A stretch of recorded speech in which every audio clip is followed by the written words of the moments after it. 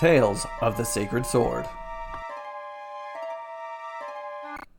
This week's tale is a warning to all travelers. Know the customs and the laws of the lands you visit. Episode 27, Pelor's Cup.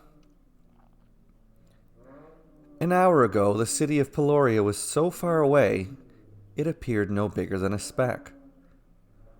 Above the great wall that surrounded the city was the Flames Palace.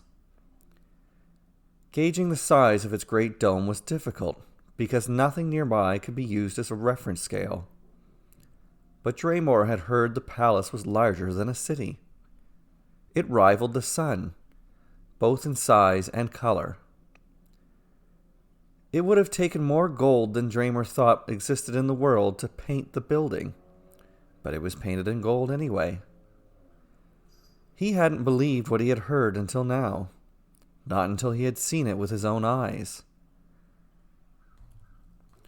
The only other thing visible above those great walls was a pole. Draymore assumed it was for the flag of Peloria, but no flag hung from its pole. He gave it no further thought. By the time he reached the city gates, the line to enter the city was hundreds of paces long. Even from this distance, those walls blocked out the sun. After an hour-long wait in line, Draymore passed through the city gates with little more than a glance from the gate guards. The streets of Peloria split into every direction imaginable. The citizens of Peloria traveled in every possible direction in those streets. They were like a spider web, and the people like an ant. It might be possible to navigate them if you had lived here your entire life. But those streets were so crowded with people, Draymore felt like a salmon swimming upstream. It was so noisy, Draymore couldn't hear his thoughts. In all directions, people from the mob competed to see who could yell over one another. Merchants screamed over holy men. People shouted prayers over customers. It all sounded like a jungle to Draymore. There were more people here than Draymore had thought existed in all of the world. Great beasts littered the town, all of which were beyond Draymore's imagination. Some were beasts of burden. Others were pets as small as Draymore's fist. All were fantastical. They had furs and feathers in colors he had never seen on fur nor feather. Purples, oranges, and blues. Through all the confusion, Draymore meanders his way to the center of town. While he had always dreamed of the day he would see the great city of Peloria, he also had an important document to deliver. In the very center of town stood a beautiful fountain. It was at least 20 paces across, with a marble wall. Water, as clear as the summer sky, flowed upward from the ground. An occasional person would stop to drink, then go about their business. Draymore was fascinated, not by the masterfully crafted fountain, nor the water flowing from the ground. Draymore was fascinated by what the Pelorian people drank the fountain water from. A man drank from a cup of pure gold. Draymore stared in awe. The man noticed, then spoke to Draymore. "Welcome to Peloria, outsider. All may drink from this cup, but none may keep it for themselves, for this is Pelor's cup. And everything that belongs to Pelor belongs to all his people, from this cup to this city."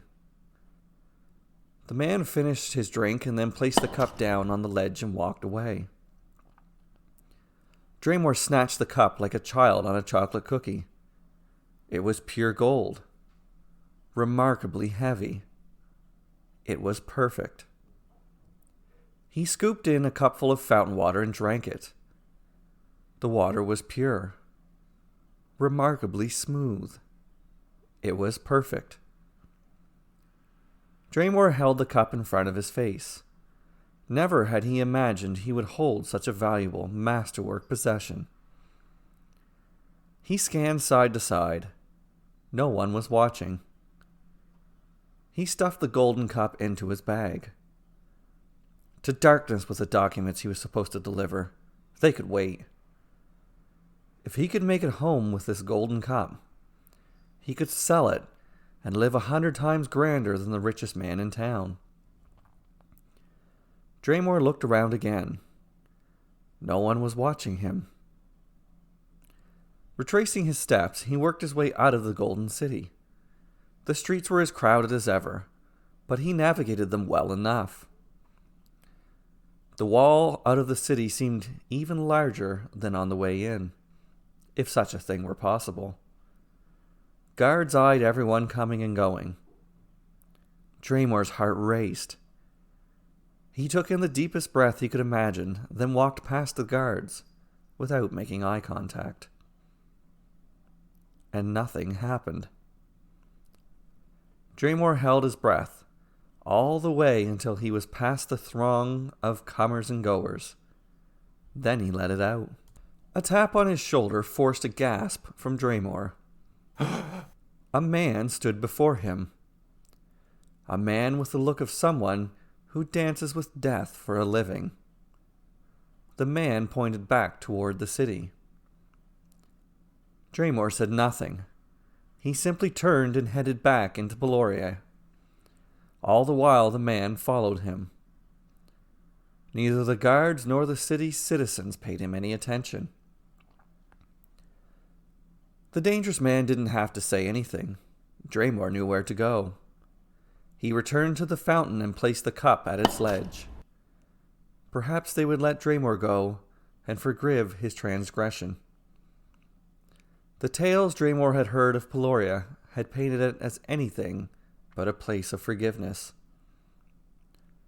Then the dangerous man pointed in another direction. Draymore walked. Occasionally the man would redirect him left or right with hand signals. Draymore came into a courtyard, and he knew immediately his fate. The flame of Pelor stood before a large crowd of hundreds, if not thousands of people. Behind him was the wooden pole Draymore had seen before he entered the town. The pole was even taller than it appeared from outside the city. Draymore and the dangerous man joined the crowd as the flame spoke to his people. "This is Pelor, founded by the first flame, Pelor, a man who was as fair as he was firm. This city had risen from the ashes of decay. As he decreed, everything that belongs to Pelor belongs to all his people. From this city to this cup."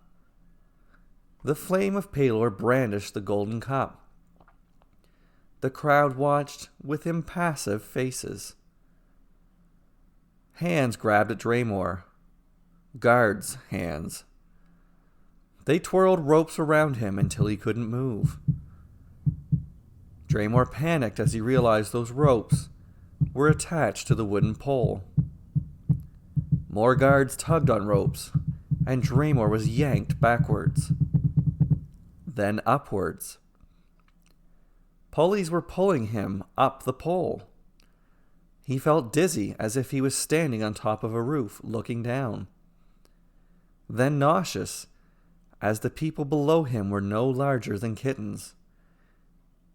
A fall from this height would be fatal. How far up was he? It didn't matter. He kept going up further and further. Eventually he reached the top. He had to squint his eyes for the people below to appear as ants. He thought being this high would be hot since he was closer to the sun, but instead he was cold, and wind whipped him. Had the god Purus forsaken him? He thought the Pelorians would leave him up here for a few minutes as punishment. But he was wrong. They didn't leave him here for a few minutes, or a few hours, or even a few days. They left him there forever, at least until the life was gone from him. This wasn't a punishment to Draymore. This was a warning to all others. The cup was returned to the fountain at the center of the city. Occasionally, a person would stop to drink from the cup, then go about their business.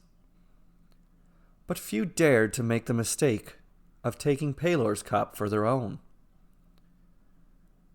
For this was Pelor's cup, and everything that belongs to Pelor belongs to all of his people, from this cup to this city. Thank you for listening to this week's episode. I write and record these tales weekly. If you enjoy them, please click the like and subscribe buttons, along with the bell notification, and leave a comment. Thank you.